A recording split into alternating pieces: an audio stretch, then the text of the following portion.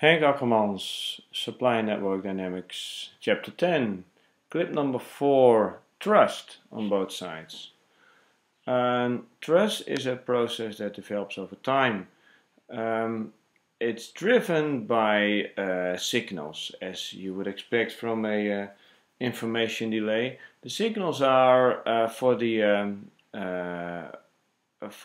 trust that the supplier has in customer B is its forecast reliability. If the forecast communicated to A is something different than what you find out after the production lead time that the actual order rate is, that leads to a certain perceived forecast unreliability. That's been smoothed over some time period, but that's really what you do. You compare, hey, 6 weeks ago you told me this, now 6 weeks later, and this is what you actually order with me, and that's not what what the expectation was on my side.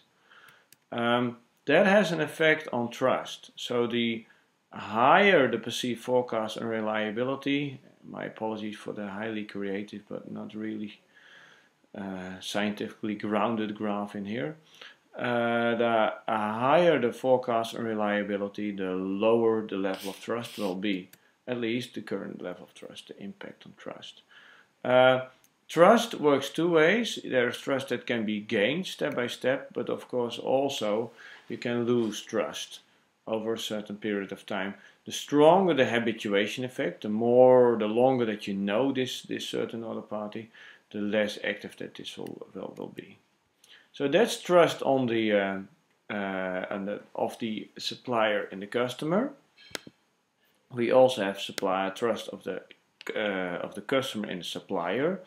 Here trust can be driven by actual performance of the supplier, how long it takes the supplier to get you stuff. Is a good proxy for that.